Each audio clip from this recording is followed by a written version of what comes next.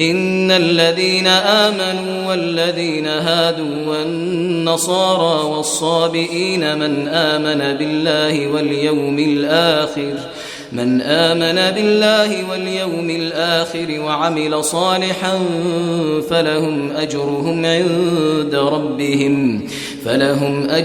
عند ربهم ولا خوف عليهم ولا هم يحزنون.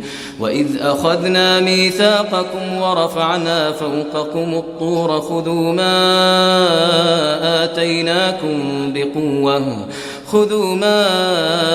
آتيناكم بقوة واذكروا ما فيه لعلكم تتقون.